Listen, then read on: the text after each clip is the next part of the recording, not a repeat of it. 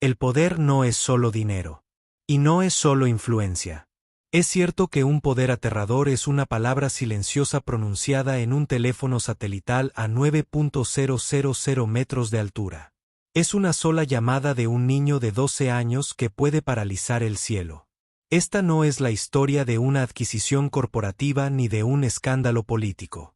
Es la historia de un vuelo matutino de Dallas a Nueva York un martes por la mañana, de una azafata llamada Carol Spencer que eligió al niño equivocado para acosar, y de cómo sus palabras airadas desencadenaron una catastrófica reacción en cadena que dejó en tierra a la cuarta aerolínea más grande de Estados Unidos. Es la historia del estruendoso karma que siguió, pero no de la forma que esperarías. Quédate conmigo, porque el giro final de esta historia cambiará para siempre tu forma de ver la justicia. El aire dentro del vuelo 1128 de Summit Air era un aliento estéril y reciclado, con un ligero sabor a café y ansiedad. Era martes, el tipo de martes común y corriente en el que los viajeros de negocios miraban fijamente el resplandor azul de sus portátiles y las familias intentaban acorralar a niños inquietos.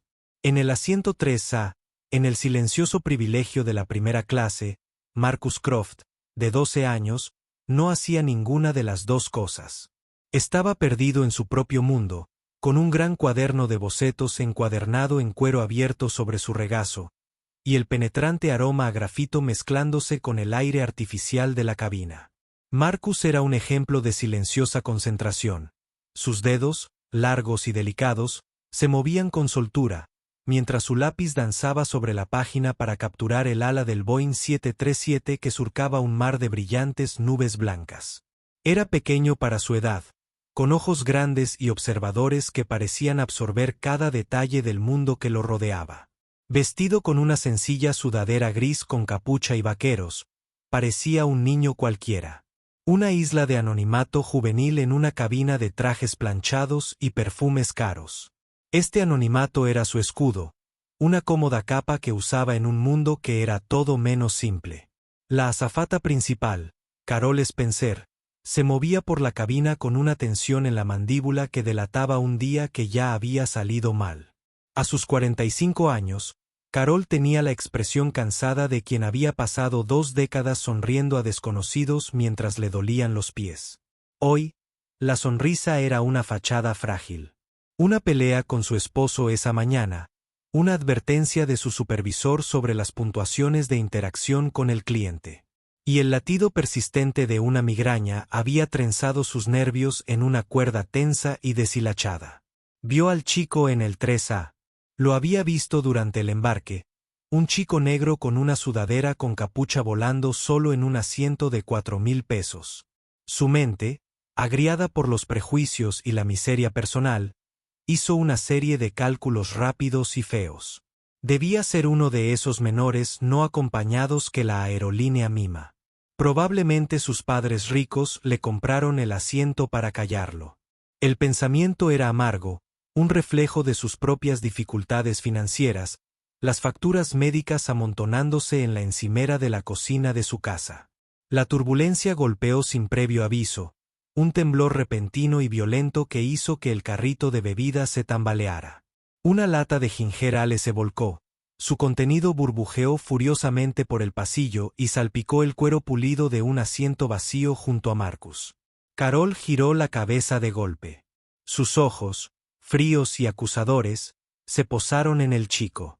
«Oye, tú». Marcus levantó la vista, sobresaltado. Su lápiz se congeló sobre la página. ¿Yo? Sí, tú. Mira este desastre. Carol se acercó, su voz lo suficientemente aguda como para cortar el zumbido de los motores. Otros pasajeros levantaron la vista. Su burbuja de paz a bordo estalló. Tienes que tener más cuidado. Estos asientos son caros. No puedes estar dando vueltas sin parar. Marcus parpadeó, confundido. Yo no. El avión se sacudió. No fui yo. Su voz era suave, casi un susurro. No me respondas. Carol espetó. Su frustración encontró su objetivo perfecto e inmerecido. La migraña palpitó detrás de sus ojos. Te vi, jugueteando con tus dibujos, sin prestar atención. Ahora mira, desastre pegajoso por todas partes. Un hombre en el asiento detrás de ellos, un ejecutivo corpulento llamado señor Gabel, se aclaró la garganta. Señora, con el debido respeto, el chico tiene razón. Todos sentimos esa sacudida. No fue su culpa. Carol le lanzó una mirada venenosa. Señor, yo me encargo de esto. Por favor, no se meta. Volvió su furia hacia Marcus. El chico se había encogido en su asiento, su cuaderno de dibujo apretado contra el pecho como un escudo. Su rostro era una máscara de confusión y dolor. Para Carol, en ese momento, él no era un niño. Era el centro de cada cosa que estaba mal en su vida. La gente como tú cree que puede hacer lo que quiera. Espetó, alzando la voz con veneno. Las palabras eran vagas, pero la implicación era pesada, rebosante de un veneno que ni siquiera se molestó en disimular. ¿Cree que un boleto de primera clase significa que las reglas no se aplican? Bueno, sí. Yo estoy al mando aquí. ¿Me entiende? La cabina de primera clase estaba ahora en silencio sepulcral. Todas las miradas estaban puestas en la confrontación. Gracias. El rostro de Marcus, abierto y curioso momentos antes, ahora estaba cerrado. Una vergüenza profunda y silenciosa luchaba con una creciente chispa de indignación. Miró el rostro enojado y contorsionado de la mujer, la forma en que su dedo lo señalaba, y algo en su interior se conmovió. El anonimato que tanto apreciaba había sido arrancado, reemplazado por un foco de humillación. No lloró, no gritó, simplemente le sostuvo la mirada, sus ojos oscuros firmes. Tras un largo y tenso momento, asintió una sola vez, casi imperceptiblemente. Luego metió la mano en la mochila a sus pies. Carol observaba, esperando que un teléfono la grabara, la típica respuesta de la generación Z.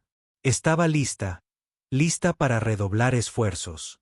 Pero no fue un smartphone lo que sacó.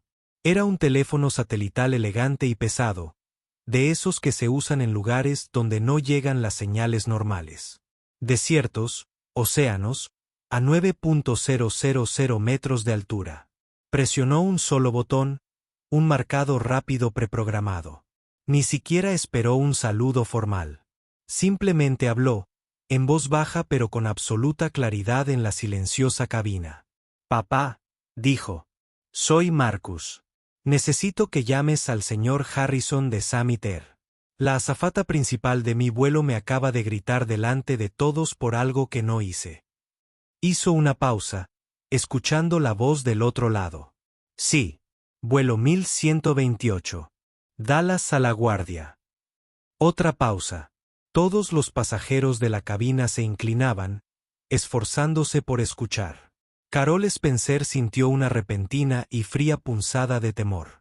Las siguientes palabras de Marcus fueron pronunciadas con una serena firmeza, mucho más escalofriante que cualquier rabieta infantil. No. No quiero que la despidan. Quiero que el avión dé la vuelta. Nos vamos a Dallas ahora mismo. Apagó el teléfono, lo guardó en su bolso y cogió su cuaderno de dibujo. No miró a Carol. No miró a nadie. Se quedó mirando por la ventana el interminable mar de nubes, como si los últimos 5 minutos nunca hubieran sucedido.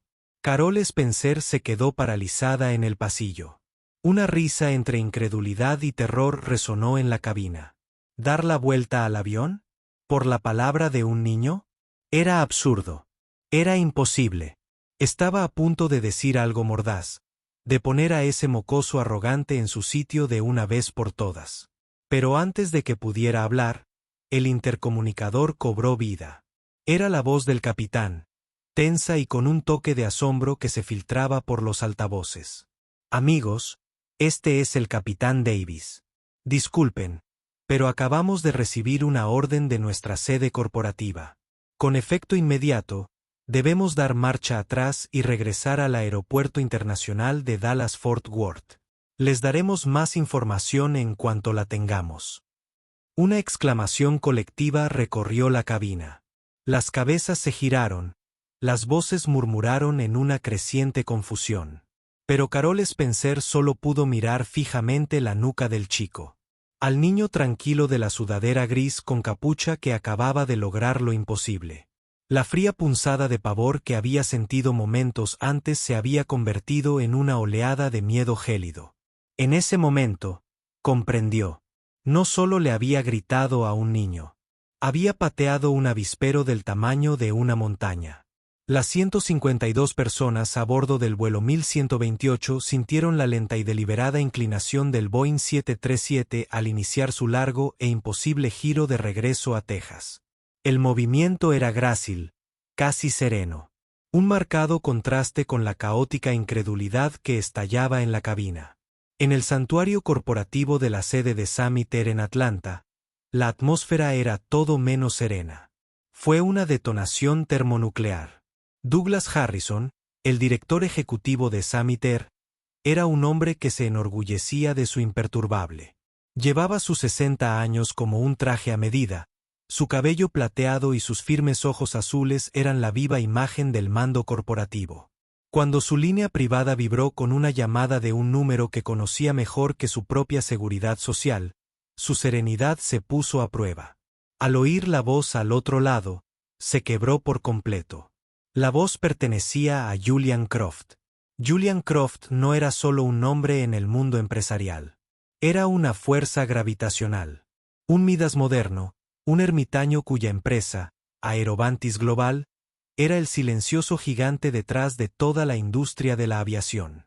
Aerovantis no solo fabricaba componentes para aviones.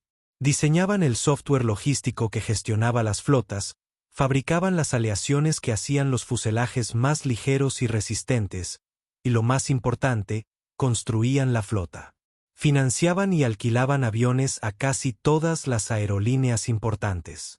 Summit Air no solo volaba aviones. Volaban los aviones de Julian Croft.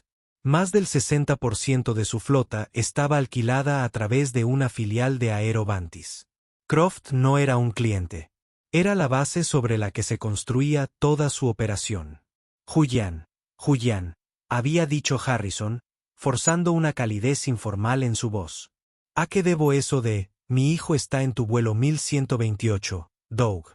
Interrumpió la voz de Croft, desprovista de calidez. Era fría y plana. Acababa de llamarme. Una azafata, una mujer llamada Carol Spencer, lo reprendió públicamente, lo humilló. Quiero ese avión en tierra en Dallas en los próximos 30 minutos. Harrison sintió que se le iba la sangre del rostro. Julian, seguro que es un malentendido. Puedo quedarme con el sobrecargo. Esto no es una negociación, declaró Croft.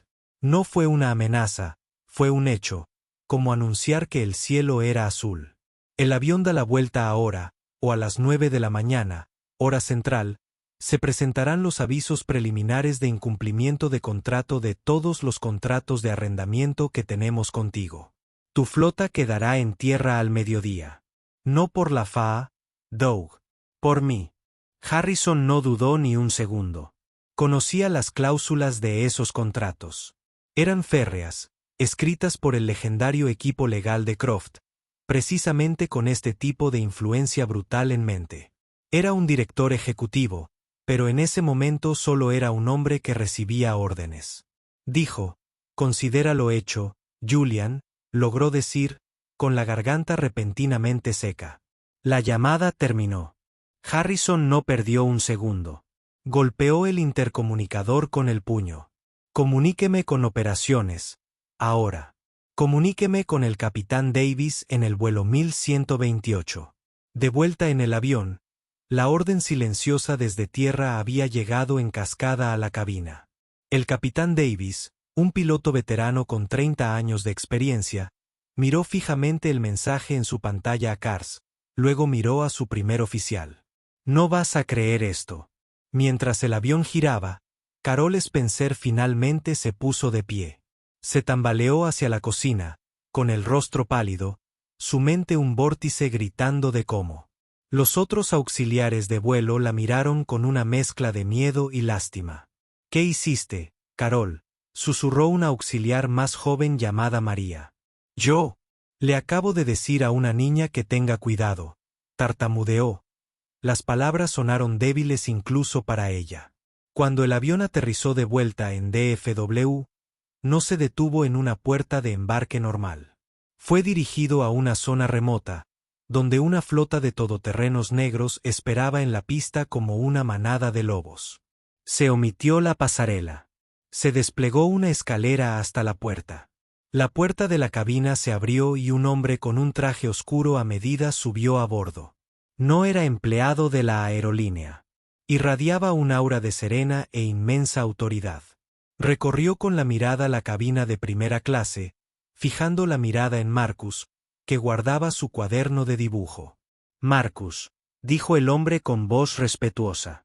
Tu padre nos envió. Estamos aquí para llevarte a casa. Marcus simplemente asintió, se echó la mochila al hombro y caminó hacia la puerta. No miró a Carol. No miró a nadie. Al pasar junto al señor Gabel, el hombre que había intentado defenderlo, se detuvo una fracción de segundo. Gracias, señor, murmuró, antes de desaparecer escaleras abajo y subirse a una de las camionetas que lo esperaban. El hombre trajeado se detuvo en lo alto de las escaleras y miró a Carol Spencer. Su expresión era completamente neutral, lo cual, de alguna manera, resultaba más aterrador que la ira. «¿Señorita Carol Spencer?», preguntó. Ella solo pudo asentir, con la lengua atascada. «Debe permanecer en el avión.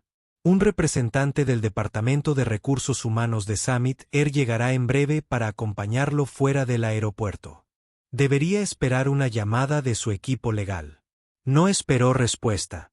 Se dio la vuelta y siguió a Marcus escaleras abajo. Los pasajeros fueron desembarcados en autobuses, refunfuñando y desconcertados. La historia ya estaba tomando forma en susurros y mensajes frenéticos. El chico de la 3A, el teléfono satelital. El giro imposible. Pero el verdadero drama apenas comenzaba.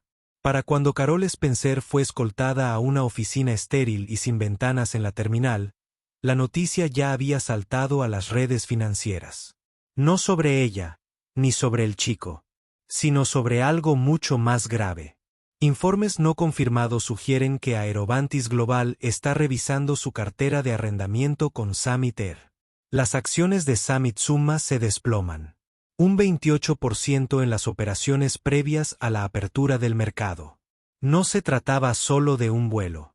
La única y discreta llamada telefónica de Marcus Croft fue la piedra que desencadenó una avalancha. Julian Croft no solo estaba devolviendo un avión. Estaba enviando un mensaje, no solo a Summit Air, sino al mundo entero. Y mientras Carol estaba sentada allí, con los papeles de despido frente a ella, comenzó a comprender la aterradora magnitud de todo. La llamada telefónica no solo había dejado en tierra un avión. Había desencadenado un terremoto corporativo. Y cuando llegó la primera réplica, dejando en tierra a toda la flota de Summit Air, a la espera de una revisión interna inmediata de los protocolos operativos, todos los medios de comunicación del país comenzaron a buscar la respuesta a una sola pregunta. ¿Por qué? Pronto, tendrían un nombre. Su nombre, Carol Spencer. Y el duro karma que había deseado al mundo en su momento de frustración estaba a punto de volver a ella. Ella, magnificada 1000 veces. El karma, Carol Spencer estaba aprendiendo, no llegaba como una lluvia suave. Llegó como un rayo, un incendio forestal, un diluvio bíblico. Arrasó con todo a su paso, dejando solo ruinas humeantes y el amargo sabor de la ceniza. Su despido fue rápido y brutal.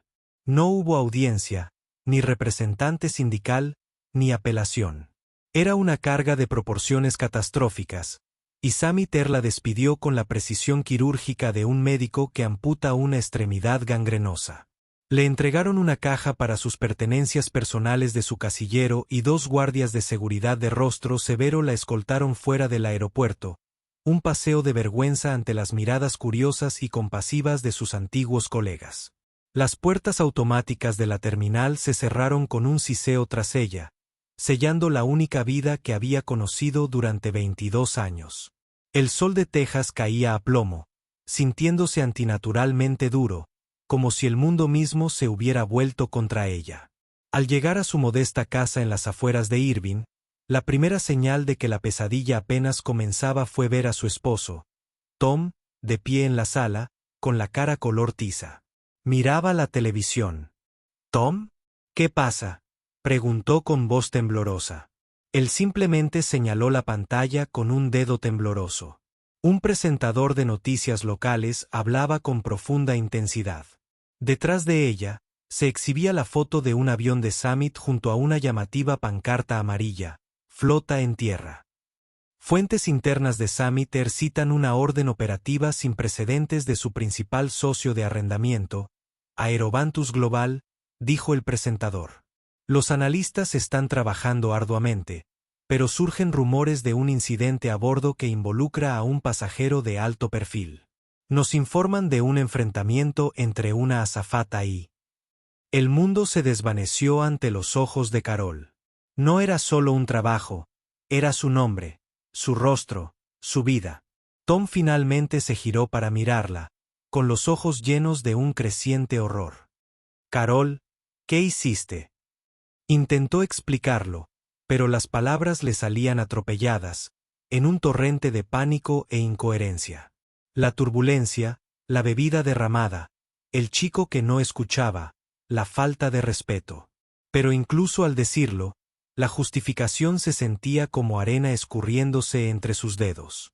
¿Cómo podía explicar la oleada de rabia pura y sin adulterar que la había poseído? ¿Cómo podía describir la mezcla tóxica de miseria personal y agotamiento profesional que se había desatado por algo tan trivial? Era solo un niño, Carol, dijo Tom con la voz quebrada.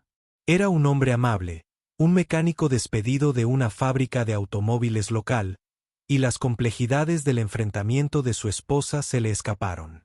Solo vio la consecuencia. Un niño. El teléfono empezó a sonar. Primero fue su hermana, luego un antiguo compañero de trabajo, luego un número que no reconoció. Los ignoró. El verdadero golpe llegó unas horas después, en forma de un correo electrónico de su aseguradora. Su cobertura, vinculada a su empleo, terminaría a fin de mes. La afección cardíaca de Tom, causa de la montaña de facturas médicas en su mostrador, se convirtió repentinamente en una bomba de relojería. Las consecuencias públicas fueron instantáneas y despiadadas. Un pasajero anónimo del vuelo 1128, el ejecutivo señor Gabel, había declarado a un popular bloguero de aviación. Relató el suceso con una claridad abrumadora, elogiando la actitud tranquila y respetuosa del joven y describiendo el comportamiento de Carol como una diatriba desquiciada y poco profesional. No sabía el nombre del chico, pero no le hacía falta. La historia estaba lista. Un auxiliar de vuelo trabajador intimida a un niño tranquilo, que casualmente tiene un padre con el poder de mover cielo y tierra.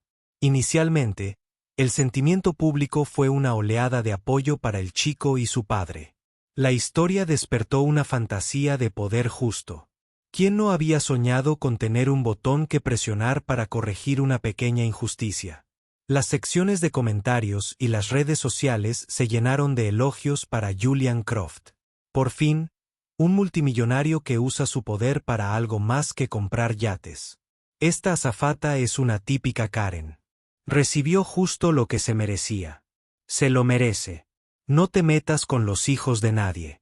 Carol se convirtió en una efigie digital, blanco de la ira inagotable de Internet. Su foto, un retrato corporativo sonriente del sitio web de Summit Air, estaba por todas partes.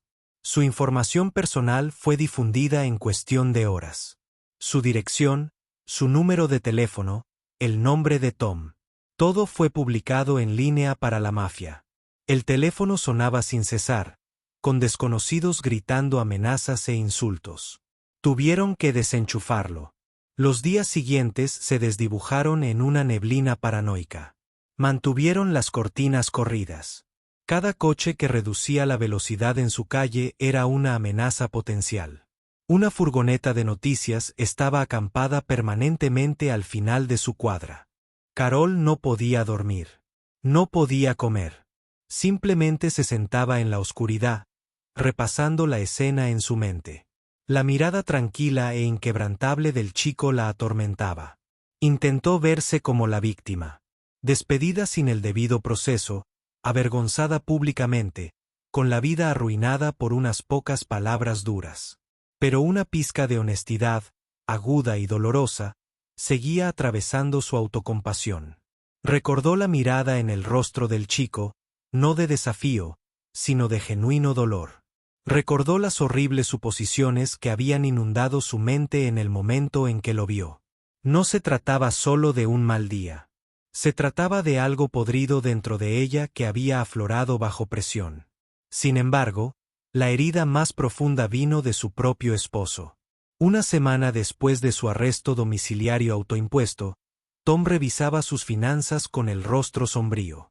El sindicato no tocará tu caso, Carol. Dijeron que tus acciones constituyeron una falta grave. Vamos a perder la casa. Ella lo miró con ojos suplicantes. Fue un error, Tom. Un mal día. Él le devolvió la mirada.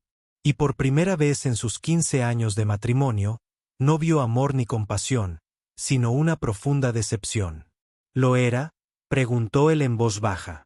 ¿O era solo la primera vez que cometías un error con alguien que podía defenderse? La pregunta flotaba en el aire, pesada e incontestable. El karma no era solo la pérdida de su trabajo o su reputación. Era esto. Era el envenenamiento de su propio hogar, la coagulación del amor de su esposo, el horrible reflejo que ahora veía en el espejo. Había sido la agente de su propia destrucción, y mientras el mundo celebraba la justicia rápida y decisiva impartida por un hombre poderoso, Carol Spencer se vio abandonada a su suerte en el silencioso y solitario naufragio de su propia vida, sin nadie a quien culpar excepto a sí misma. Durante una semana, la historia de Julian Croft y Carol Spencer fue una simple y satisfactoria obra moral para la era digital. Una acosadora recibe su merecido de un padre poderoso y protector.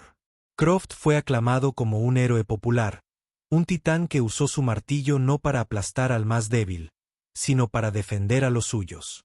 El mercado bursátil incluso pareció coincidir. Tras el desplome inicial, las acciones de Summit Air se estabilizaron, ya que los inversores apostaron a que Aerovantis, propiedad de Croft, renegociaría desde una posición de fuerza, forzando una aerolínea más disciplinada y centrada en el cliente. Pero las narrativas, especialmente en el siglo XXI, son frágiles. Pueden romperse con una sola piedra bien dirigida. Esa piedra fue lanzada por una periodista de investigación independiente llamada Penélope Reed. Penélope no era bloguera ni comentarista de noticias por cable. Era una reportera de la vieja escuela que se centraba en los hechos, no en la indignación. Creía que cualquier historia que pareciera demasiado perfecta, demasiado blanco o negro, solía esconder un matiz de gris. Mientras el resto de los medios se dedicaban a canonizar a Julian Croft, Penélope investigaba. No le interesaba el arrebato de Carol Spencer. Estaba interesada en el sistema que permitía que una sola llamada telefónica paralizara a una aerolínea entera. Su investigación no comenzó con Croft, sino con Summit Air. Encontró un patrón de brutales medidas de reducción de costos en los últimos 3 años. Los niveles de personal estaban en un mínimo indispensable. Los tiempos de respuesta entre vuelos se habían acortado a un grado casi imposible. Y el agotamiento de los empleados era rampante. Entrevistó a docenas de empleados anónimos de Summit, desde pilotos hasta agentes de puerta. Todos contaron la misma historia. Estaban sobrecargados de trabajo, mal pagados y constantemente amenazados con medidas disciplinarias por no cumplir con métricas imposibles. El mal día de Carol Spencer, se dio cuenta Penélope, no era una anomalía. Era algo inevitable esperando suceder. Entonces dirigió su atención al hombre en las sombras, Julian Croft. Era notoriamente reservado, un fantasma en la máquina del comercio global.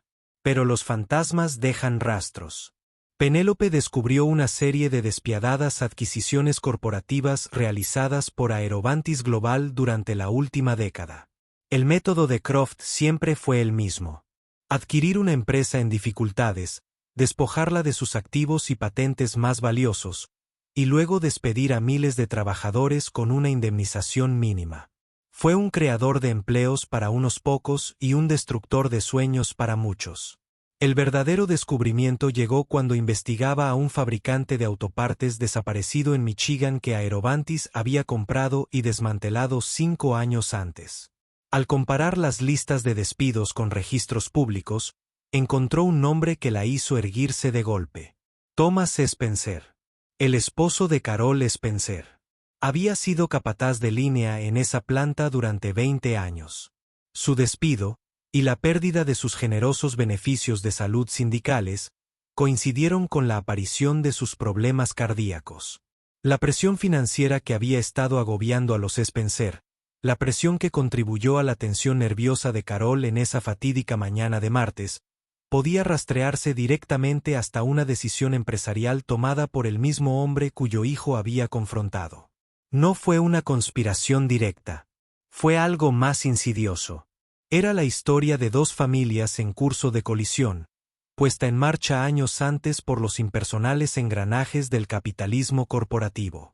Penélope publicó su historia en un sitio web de noticias de investigación por suscripción, conocido por su periodismo de formato largo. El titular era crudo. La llamada desde 30.000 pies, como el hombre que dejó en tierra una aerolínea pudo haber creado a la Karen que castigó. El artículo aterrizó como una bomba. No excusó el comportamiento de Carol, pero lo contextualizó. La pintó no como un monstruo aleatorio, sino como una víctima del mismo sistema que Julian Croft presidía. De repente, la narrativa no era tan simple. La historia fue acompañada por una pieza crucial de evidencia. Un segundo video de teléfono celular de un pasajero sentado más atrás en el vuelo 1128. Este video era más largo y mostraba más contexto que el primer clip viral. Empezaba antes, capturando el momento de turbulencia y la bebida derramándose. Crucialmente, captó las primeras palabras de Carol, que fueron agudas pero aún no gritando. Mostraba a Marcus con una expresión genuinamente confusa, no desafiante. Pero también mostraba la escalada de Carol, con el rostro contorsionado por la ira mientras se cernía sobre el niño pequeño. Pero lo más dañino del nuevo video era el audio. Era más claro. Después de que el capitán anunciara que el avión estaba dando la vuelta, se oyó a un pasajero murmurar: «El padre de ese niño debe ser un auténtico desastre para hacer semejante maniobra». Y entonces, otra voz, clara como una campana, resonó. Era el señor Gabel, el ejecutivo que había defendido a Marcus. «Desastroso», dijo con una sonora burla. «Ese hombre es una leyenda. Acaba de darle a esta aerolínea una lección multimillonaria de atención al cliente». El comentario, que al principio parecía heroico, ahora sonaba petulante y clasista. La historia ya no trataba sobre un padre protegiendo a su hijo. Empezaba a parecer la historia de un poderoso oligarca usando un mazo para matar una mosca.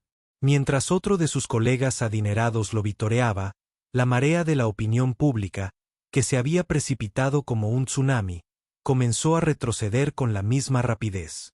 Las mismas plataformas de redes sociales que habían condenado a Carol ahora dirigieron su furia colectiva contra Julian Croft. Así que el multimillonario que creó la presión económica que hizo estallar a esta mujer, ¿se hace el héroe arruinándole la vida por completo? La hipocresía es asombrosa. Esto no es justicia. Es la rabieta de un hombre rico. Almohadilla boicota Aerovantis, almohadilla liberen a Carol Spencer, almohadilla started trending, grupos de protesta organizados en línea. Los canales de noticias que olían sangre en el agua replantearon la historia, de padre justo a tirano corporativo. Julian Croft, el solitario hacedor de reyes, había cometido un error inusual y fatal. Había salido a la luz, y la luz ahora era un resplandor cegador e implacable. Había ganado la batalla en el vuelo 1128. Pero ahora estaba perdiendo una guerra por la percepción pública que ni siquiera tenía la intención de librar. Julian Croft no era un hombre acostumbrado a ser perseguido. Él era el cazador.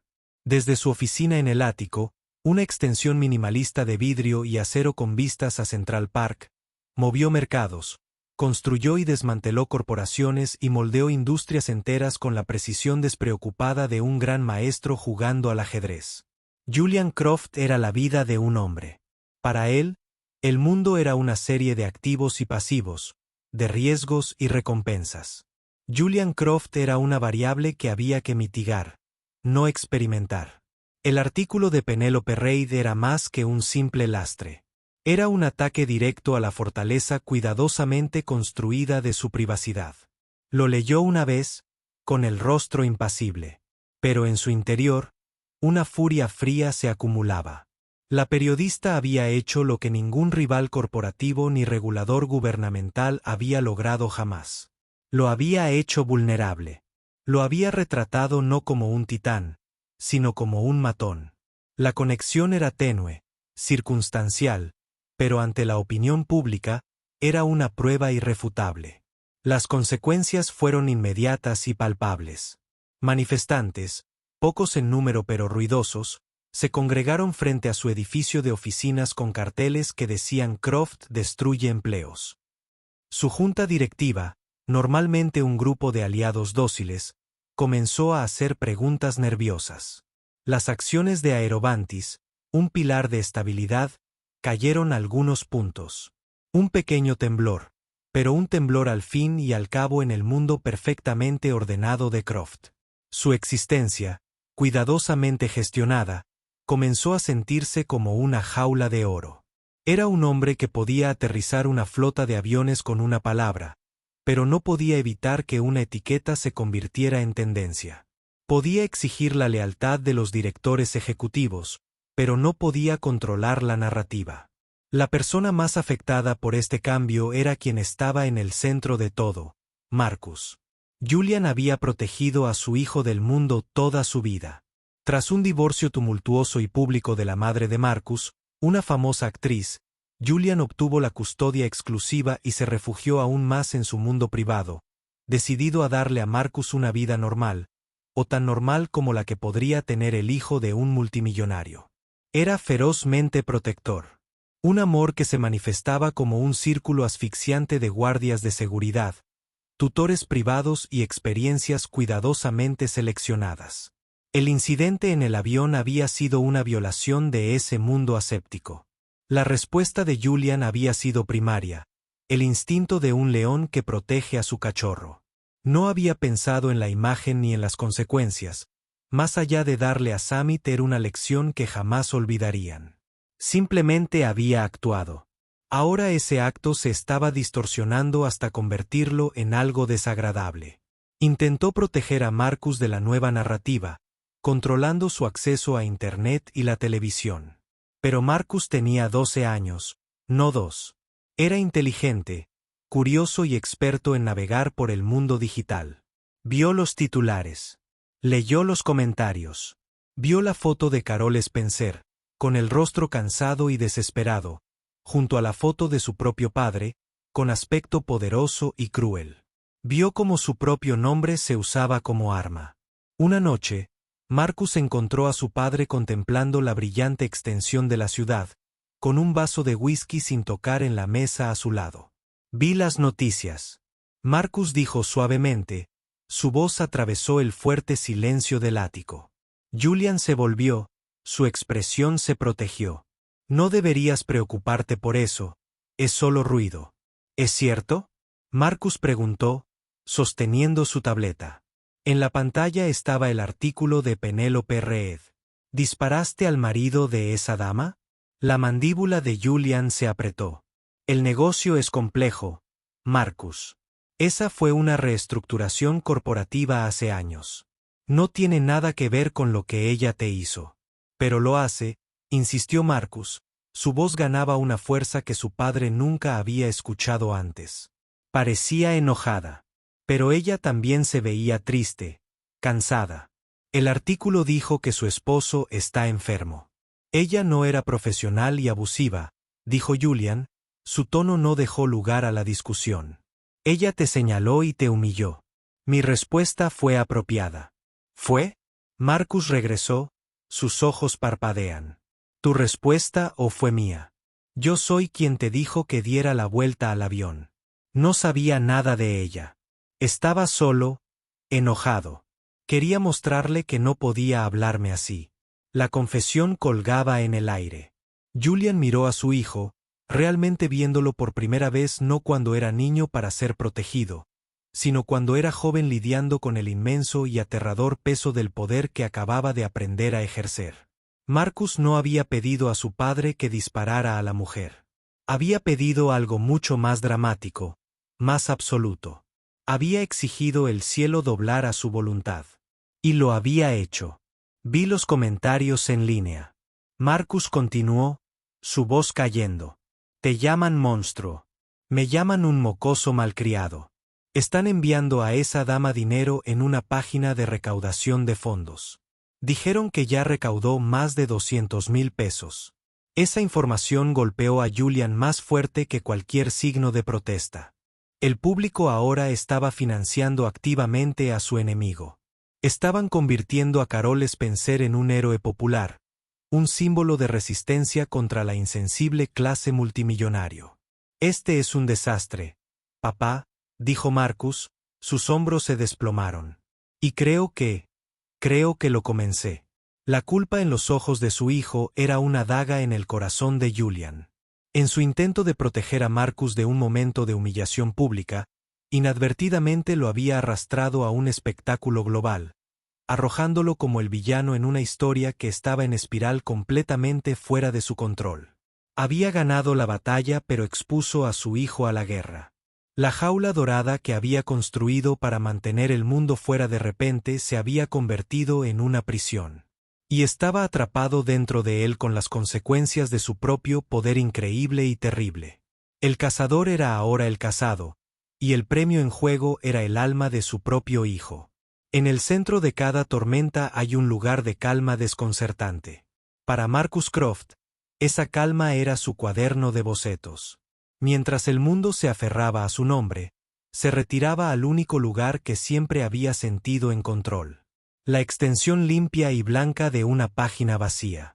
Sacó el horizonte de la ciudad desde su ventana, los intrincados patrones de nubes, las caras de los extraños que vio de su automóvil. Pero no importa lo que dibujara, su lápiz seguía volviendo a una imagen. La cara de una mujer, sus rasgos apretados con una ira que no podía enmascarar un agotamiento más profundo. Estaba tratando de entender a Carol Spencer, para capturar a la persona detrás del monstruo que los medios habían retratado por primera vez, y el mártir que estaban retratando ahora. La culpa era un peso físico. Recordó el sentimiento en el avión. La picadura caliente de la humillación. La fría oleada de poder cuando hizo la llamada. Había querido probar algo. Para retroceder contra un mundo injusto. Pero no había considerado el radio de explosión. Solo había visto la injusticia que se le hizo. No es la vida que estaba a punto de detonar. El conocimiento de que el esposo de Carol Spencer había sido despedido por la compañía de su padre se sentía como una crueldad cósmica.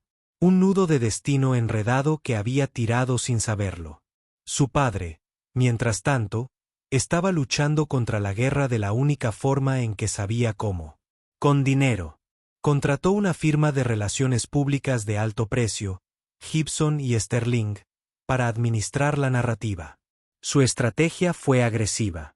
Letraron historias sobre las advertencias disciplinarias anteriores de Carol Spencer en Samiter, 2 infracciones menores por tardanza durante 22 años. Empujaron a los edificios escritos por famosos CEO sobre la erosión del servicio al cliente. Intentaron pintar a Julian Croft como un defensor de los derechos del consumidor, pero fue como tratar de parchear una presa con chicle. El público no lo estaba comprando. La historia de Penélope Reed había dado una cara humana a las consecuencias del poder de Croft, y esa cara resonaba. El GoFundMe para Carol Spencer se elevó después de $500,000. Fue reservada para una entrevista exclusiva en un importante programa de noticias de la red. Marcus observó a su padre en interminables llamadas de conferencia, su voz afilada y dominante, su rostro grabado con un estrés que Marcus nunca había visto antes. Estaba tratando de arreglarlo, ganar. Pero Marcus sabía, con la simple claridad de un niño, que esto no era algo que pudieras ganar. Era algo que tenías que reparar. Tomó una decisión. Fue un pensamiento aterrador y audaz, uno que iba en contra de cada instinto para la autoconservación que su padre le había inculcado. Tenía que hablar con ella. Sabía que su padre nunca lo permitiría. La firma de relaciones públicas y los abogados tendrían un aneurisma colectivo. Una reunión entre el hijo del multimillonario y la víctima fue un riesgo catastrófico e inmanejable. Entonces Marcus hizo lo que su padre lo había entrenado para hacer. Usó los recursos a su disposición, pero para sus propios fines. Se acercó a Arthur, el hombre tranquilo e inmaculadamente vestido que era el jefe de su detalle de seguridad personal, el mismo hombre que lo había escoltado del avión. Arthur había estado con él desde que tenía 6 años. Era más que un guardaespaldas. Era un confidente. Arthur, Marcus dijo una tarde, encontrando al hombre de pie en el pasillo fuera de su habitación.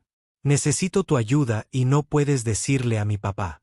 La expresión de Arthur no cambió, pero sus ojos, entrenados para ver todo, registraron la seriedad en el tono del niño. ¿Qué necesitas, Marcus?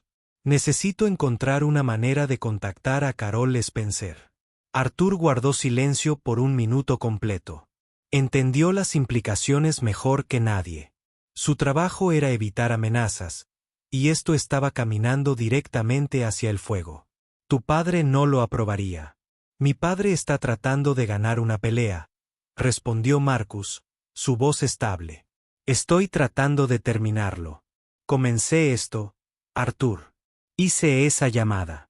Tengo que ser el que, para hacer algo, decir algo. Arthur vio el profundo sentido de responsabilidad en los ojos del niño. Este no fue un capricho infantil. Fue un acto de coraje. Había pasado años protegiendo a Marcus del mundo. Quizás era hora de ayudarlo a comprometerse con él. Sus abogados nunca permitirán una reunión directa, dijo Arthur, su mente ya cuesta el problema. Y nuestro equipo legal interceptaría cualquier comunicación oficial. Necesitamos un canal trasero. El canal posterior se presentó en forma de Penélope Reed, el periodista. Ella había sido la que abre la narrativa. Ella valoró la verdad por encima de todo. Ella era la clave. Arthur, utilizando métodos discretos que no dejaron un rastro digital, logró recibir un mensaje a Penélope. Era simple. El niño en el centro de tu historia quiere hablar. No para ti. A través de ti. Penélope era escéptico, sospechando un truco de relaciones públicas orquestadas por el nuevo equipo de Croft.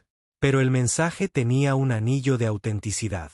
Ella aceptó actuar como intermediario, con la condición de que la comunicación fuera genuina y no una trampa.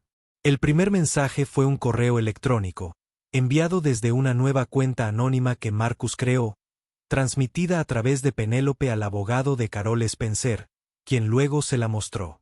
Asunto: vuelo 1128. Querida señorita Spencer, mi nombre es Marcus Croft. Yo era el niño en el asiento tercera. Te estoy escribiendo porque lo siento. Cuando hice esa llamada, estaba enojado y me sentí avergonzado. No estaba pensando en ti ni en tu vida o en lo que te pasaría. Solo estaba pensando en mí mismo. Eso estaba mal. Leí la historia sobre tu marido. No lo sabía. No puedo arreglar lo que hizo la compañía de mi padre hace años. Y no puedo arreglar las cosas terribles que te han sucedido en las últimas semanas. Pero quería que escuchara de mí directamente, que realmente lamento mi parte en él. Sé que tienes una gran entrevista televisiva. No te estoy pidiendo que lo canceles o que digas algo bueno sobre mí o mi papá. Pero me gustaría preguntar si estaría dispuesto a conocerme. En persona. Solo para hablar.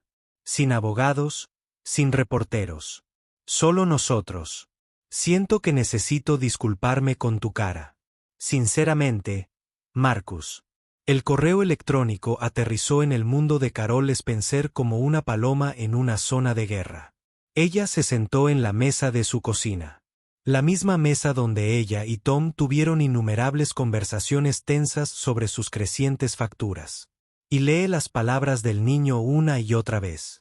Su abogado le había aconsejado que lo ignorara, llamándolo un intento transparente de neutralizarla antes de la entrevista. Su esposo sospechaba, pero Carol vio algo más.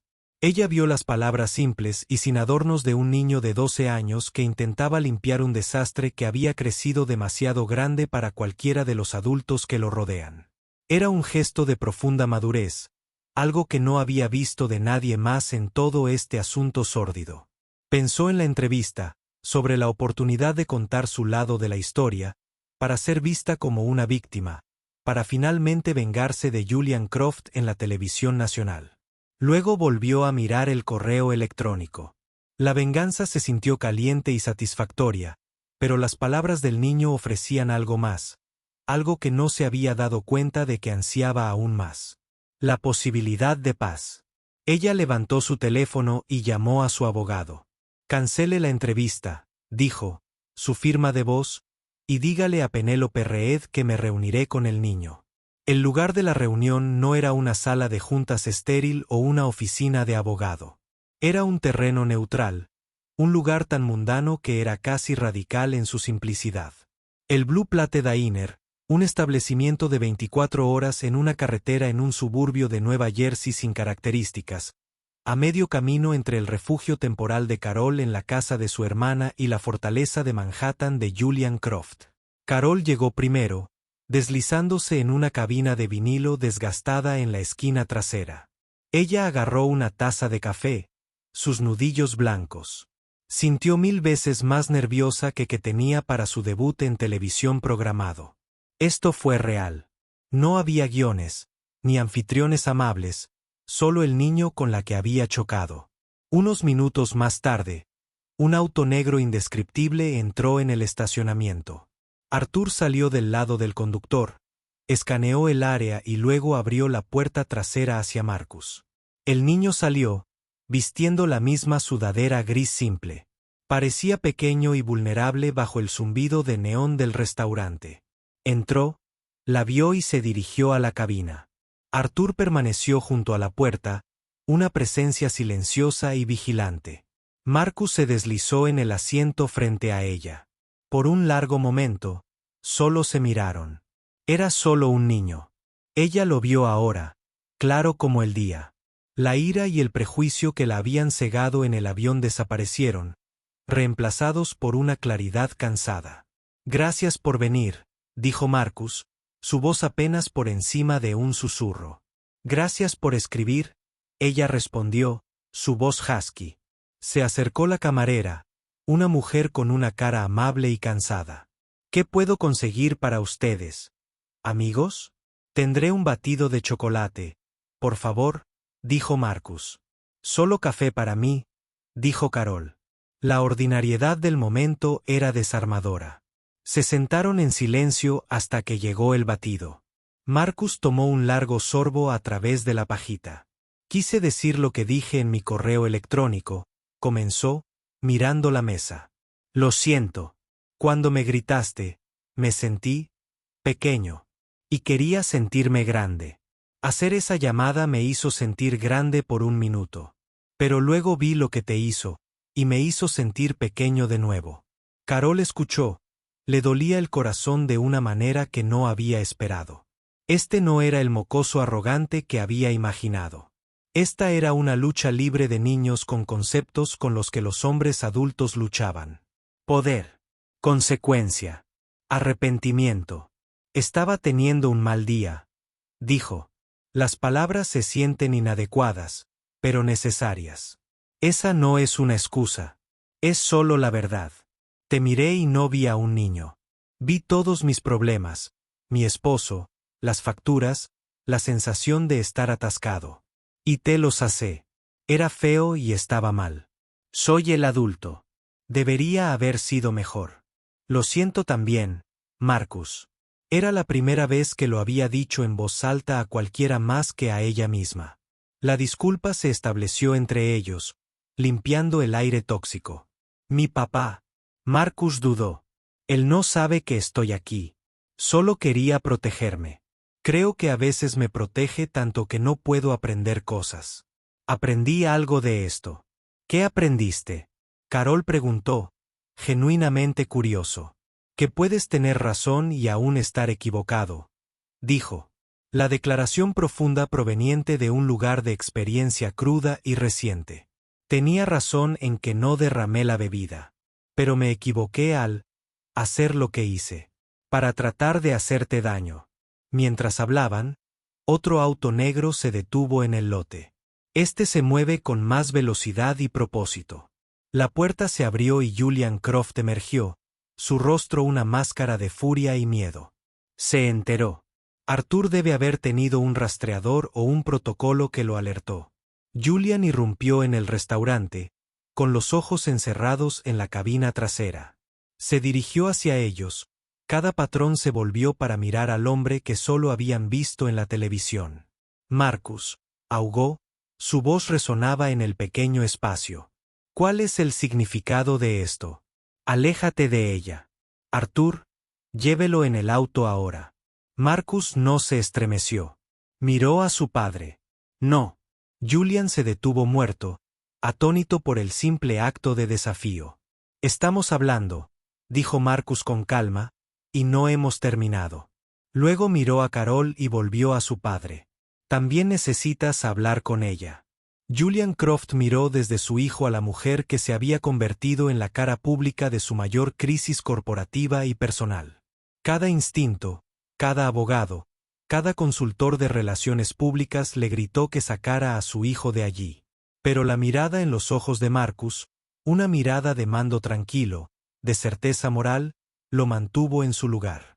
Lentamente, se deslizó a regañadientes en la cabina al lado de su hijo. El aire estaba lleno de tensión. Julian Croft, el maestro del universo, estaba sentado en un restaurante de carretera, acorralado por un niño de 12 años y una azafata despedida. Carol conoció a su mirada. Ella no estaba intimidada. Después de las últimas semanas, ¿qué más podría hacerle? El señor Croft, dijo, su voz incluso. Tu hijo es un joven notable. Vino aquí para disculparse conmigo. La mirada de Julian parpadeó a Marcus y luego volvió a ella. No dijo nada. Sé que crees que lo estás protegiendo, continuó Carol. Pero lo que hiciste fue como usar una bomba para sacar una vela. Casi destruiste mi vida. Destruiste mi carrera. Ella respiró. Y hace 5 años, destruyó la carrera de mi esposo cuando compró su compañía y la cerró. Nos hemos estado ahogando desde entonces. Ese día en el avión. Estaba en la parte inferior. No excusa lo que hice, pero es la razón de ello. Las palabras golpearon a Julian con la fuerza de un golpe físico. Escuchar los hechos secos del informe de un periodista fue una cosa. Escucharlos de la mujer sentada frente a él, ver los años de dolor y lucha en sus ojos, fue otra. La miró, luego a su hijo que lo estaba mirando expectante. El mundo lo vio como un maestro de ajedrez, moviendo piezas con fines de lucro y poder. Pero en ese momento, vio que las piezas tenían caras. Tenían familias. Tenían puntos de ruptura. La furia se agotó de él, reemplazada por un sentimiento pesado y desconocido. Podría haber sido una vergüenza. La decisión de cerrar la planta de Michigan, comenzó, su voz ronca. Fue una decisión comercial. Un punto de datos en una hoja de cálculo. Nunca lo consideré. Se fue. Nunca consideró a la gente. Miró a Carol Spencer. Esta mujer, sus acciones se habían radicalizado inadvertidamente contra él. La mujer que su hijo había buscado perdón. Mi respuesta al incidente fue desproporcionada, dijo, las palabras que se sentían extrañas en su boca. Fue una reacción emocional. Vi una amenaza para mi hijo y la eliminé. No era una amenaza, dijo Carol suavemente. Yo era una persona. La simple verdad de su declaración lo silenció. Había pasado su vida despersonalizando sus decisiones, y por primera vez, el costo humano estaba sentado justo frente a él, reflejado en los ojos esperanzados y suplicantes de su propio hijo.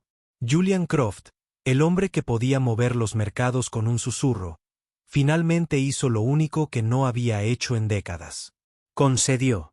Tienes razón, dijo, la admisión de la rendición tranquila. Estaba equivocado. Por las acciones de la compañía hace años y por las mías hace 2 semanas, me disculpo. En el zumbido tranquilo de un restaurante de Nueva Jersey sobre un batido a medio terminar, la guerra finalmente terminó. No con una victoria, sino con un cálculo. Al final, esta no fue una historia sobre un simple acto de karma. Era una historia sobre cómo el poder, en manos de los enojados o arrogantes, es solo un arma de destrucción. Pero en manos de un niño de 12 años lo suficientemente valiente como para admitir que estaba equivocado, se convirtió en una herramienta para algo mucho más increíble. Comprensión. Julian Croft no solo restableció a Carol Spencer. Eso hubiera sido demasiado fácil. En cambio, financiado por una nueva fundación a nombre de Marcus, le ofreció un puesto que llevó a una nueva junta asesora en Summit Air, una junta creada para abordar el agotamiento de los empleados y establecer protocolos operativos más justos, dando voz a las mismas personas que una vez había visto solo como números en una hoja de cálculo. Carol Spencer, capacitada por su GoFundMe y una plataforma nacional, aceptó. Se convirtió en una defensora, una fuerza para el cambio dentro de la industria que la había expulsado. La historia nos recuerda que detrás de cada indignación viral, hay seres humanos reales y complicados. Nos enseña que la verdadera fuerza no se trata de ganar la pelea. Se trata de tener el coraje de caminar al restaurante, sentarse con la persona que ha lastimado y simplemente decir, lo siento. Si esta historia resonó con usted, si te hizo pensar en el poder, el perdón y las conexiones ocultas que nos unen a todos, presione eso como un botón y compartirlo con alguien que necesite escucharlo. Y no olvide suscribirse para más dramas de la vida real que descubren la verdad detrás de los titulares. ¿Qué pensaste de la decisión final de Julian Croft? Avísame en los comentarios a continuación.